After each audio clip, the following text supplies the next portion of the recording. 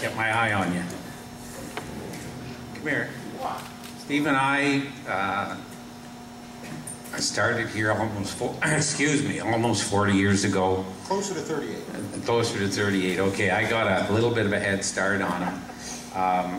A lot of the employees here have been after me for a couple months to reminisce about some of the things that happened in the past, and Steve and I were witness to a few things over the years.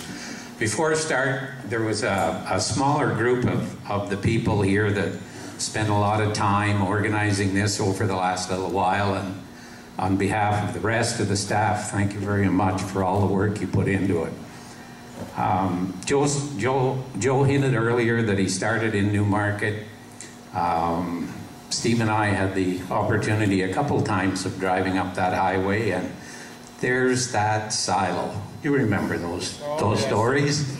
And basically, when Joe started there was a customer that a lot of the IH people had unsuccessfully tried to sell equipment to, and Joe was very adamant that you got to make cold calls and they will turn into sales, and he worked on this guy and finally sold him a 203 combine. Now, if I asked the people in this room that ever bought a 203 combine, could anybody raise their hand? I didn't think so. I can remember back driving my uncle's combines, 91s and 93s, and this was a little, I believe, older, but back then you had the choice of a steering wheel or 2 levers to steer. I would assume that one had a steering wheel, but I would love to see him get that past the MTO today on the highway with 2 levers to steer it at 11 miles an hour.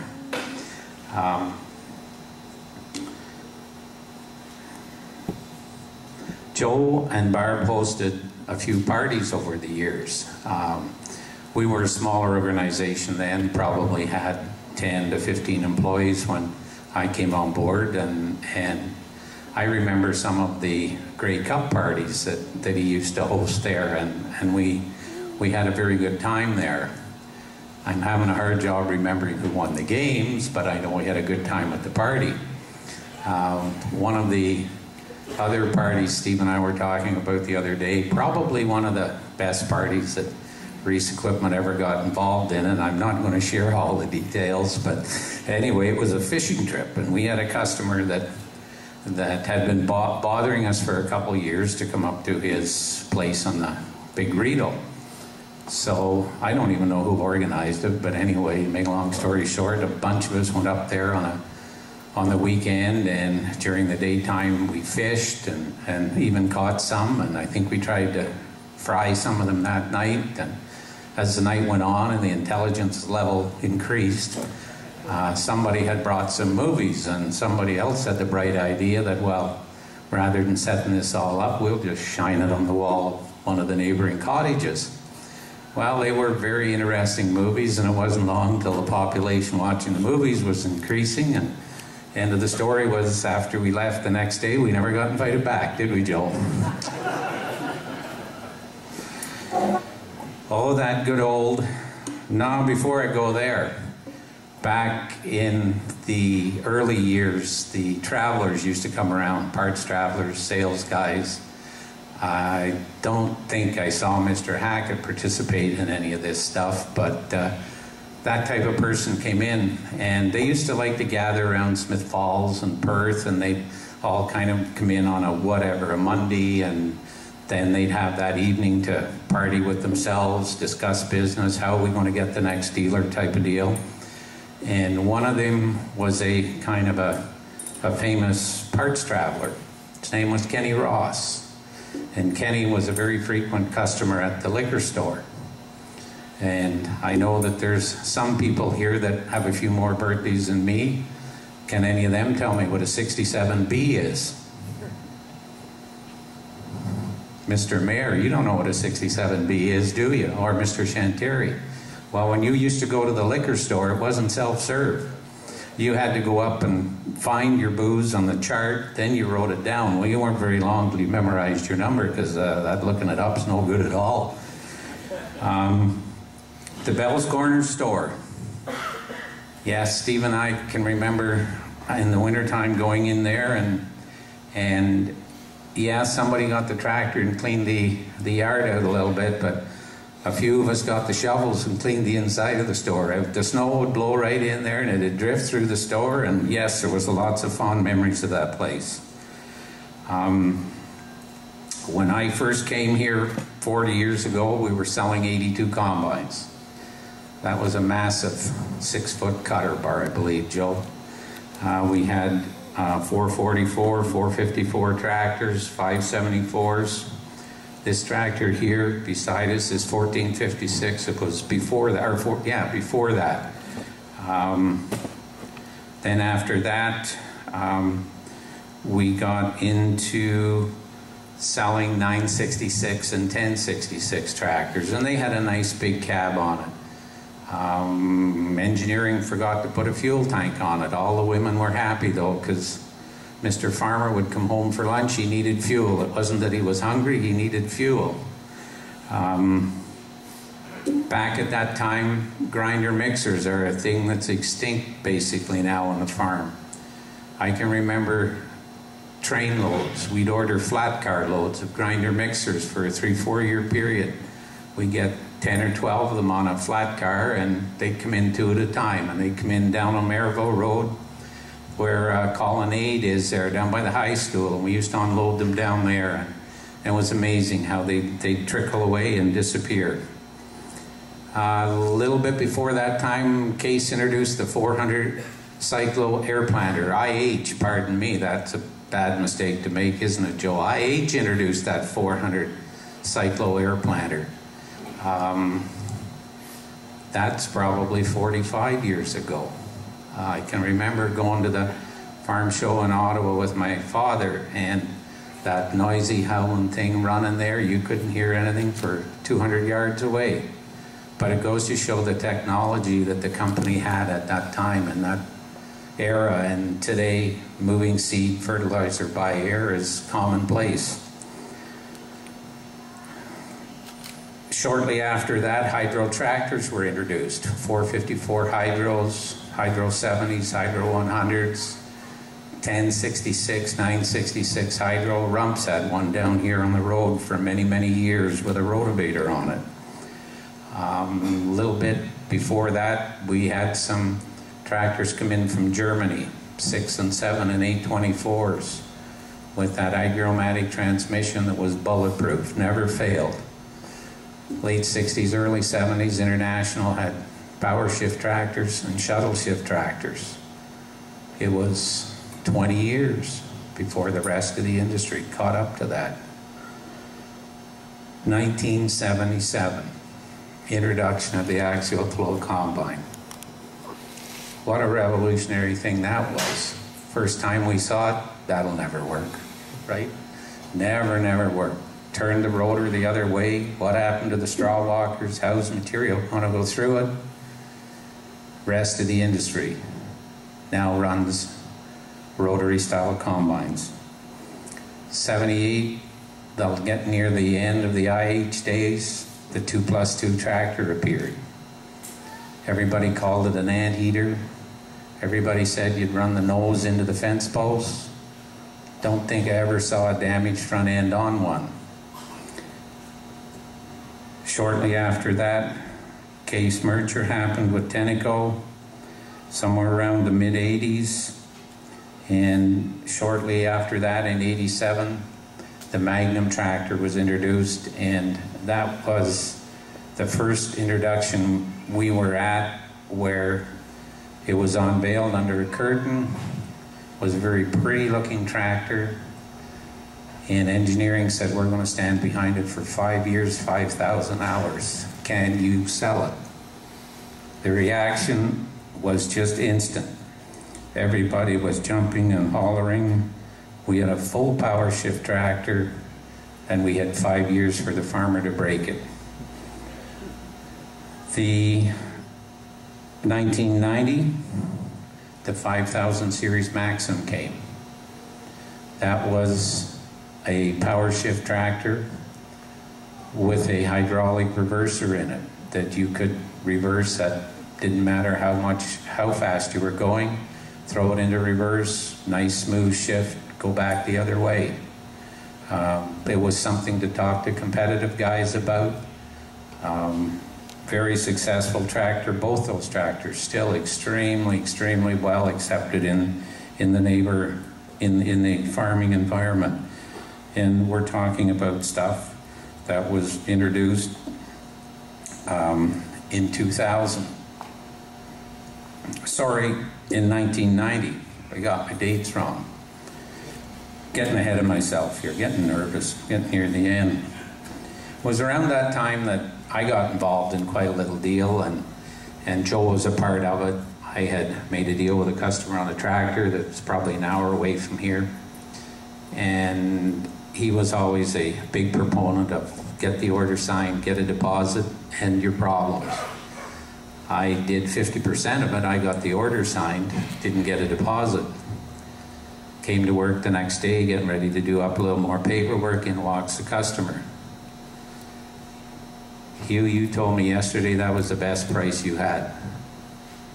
I said, I give you a good price. I'm sure you guys out here in the room have heard that from me too. He said, well, it's not the best price. And I said, keep driving. You'll find a better one still. And basically, nah, I want to do business here. I like it here. I like you, da-da-da-da-da-da-da. So after a couple hours of him and on, finally figured out somebody had quoted him a price $200 cheaper on $70,000, and hey, it was just fun. What can we do?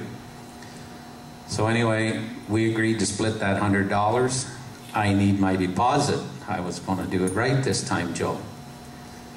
Customer was out to his truck to get his checkbook, comes back in. I knew we had a problem. I don't have a checkbook. I need a deposit. I don't have a checkbook. But I tell you what, you come and see me, I'll give you your deposit. Well, it was an hour away, it was noon. Okay, it's winter time, snow's on the ground, roads are good. I'm going for my 1 hour drive. Get up there, have a little chat, have to have a beverage to celebrate the deal. All of a sudden, his wife is starting to set the table. I'm thinking, what time of the day is this? What is going on? Oh, you'll stay for supper. We'll have a quick bite to eat, which we did. After supper, all of a sudden, he disappeared, and he came back with something in his hand, and he flopped it on the table in front of me. And I looked down, $1,000 bills, probably an inch thick, maybe a little bit more. He said, well, that'll do as a deposit. And I said, well, just a second. So I start counting. I'm halfway through the thing, and I'm thinking, how much did I sell this thing for anyhow? Anyway, got it counted, got to 72. He said, you happy? I said, no. Turn it around, count it the other way. He said, you've done business with a beef farmer before, haven't you? So it was about 6 o'clock at night. I'm an hour away, I'm up in the country a little bit. I feel real smart and brave trying to get back to Carp with 72 $1,000 bills. Phoned Joe, told him what was up. He met me here, handed him the money, and I was so happy when he counted it all, and he got to 72 as well, and not 71. But the drama didn't end there. The next day we had to make a call to the local bank, making a deposit, thought we should when we're coming in with something like that. Got down there, the OPP is ready to talk to us. They want to know where all the money came from. Still in trouble. Signed her life away getting rid of the money at the bank, hard to believe. Drove halfway back to the shop and got thinking, God, there were some old $1,000 bills in there. Did I ever miss the boat there? No idea how much more they were, but I'm sure the banker didn't miss the boat. He had them. Anyway, that's just one of the little things that happened not that long ago to us. In 2000, we were looking to expand Reis equipment. One opportunity was in Winchester, one opportunity was in St. Bernardine. We were just looking to buy one of those stores, one of those businesses, and expand a little bit. One of the parties decided that no, they didn't want to sell, so we went to the other one and we bought that. a couple days later, the party that had declined said, "I've changed my mind. I'd like to sell too." I'm sure Joe kind of said, "Wow, what's going on? I only wanted one, now maybe I'll get two. I don't know what to do." We went ahead with it, and we spent a couple of years learning how to manage 3 stores instead of 1. To the modern day, and then, yeah, to end that story, right, I think it was, what, Joe, a week later, New Holland and Case merged, and now we had all kinds of competition in our backyard, and instead of just having 3 stores serving Eastern Ontario, we had 9 or 10 outlets selling the same stuff again, just a different color paint on it. Talk about an opportunity, right? Coming to the modern day, now we have CVT drives in our combines, variable speed. It's a spin-off of the old hydro in a lot of ways. Stagger tractors. We were at some sales training not that long ago. They introduced a row crop stagger tractor. Basically what it does is the front set of tracks will follow the rear set of tracks, and the towed implements behind will follow in the rows. And they were very proud of that development, and it is a kind of a unique tractor, and it's for the people with big planters and row crop use. And when it was all kind of over, the engineer that was putting on the presentation was, I'd say, in his mid-30s. And I walked up to him and I said, "Do you know, we had that tractor in 1978. We just forgot to put the tracks on it." He'd never heard of a 2+2 tractor. Now, Joe, we got to get you a combine deal. After that 203 that was 9 feet wide, we got an 8230 out there that's 40 feet wide. We can update you to the new stuff on the next sale. It's been a pleasure working for you. Thank you very much. I didn't think I was going to be here 38 years ago, but anyways, that's what happens. We started off at Bell's Corners and made our way out here onto the Carp Road, and business changed over the last 3 decades quite a bit.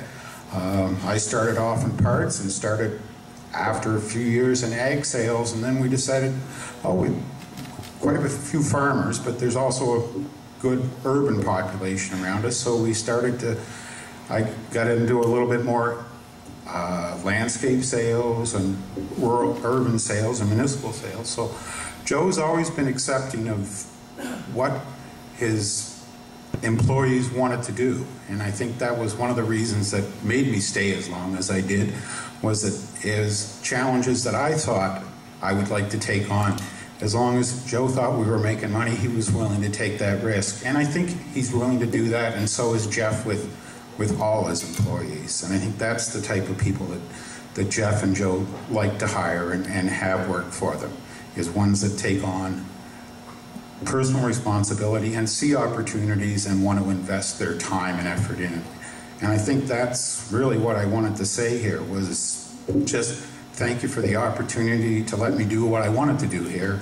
And I think it's worked out well for both of us. Thank you.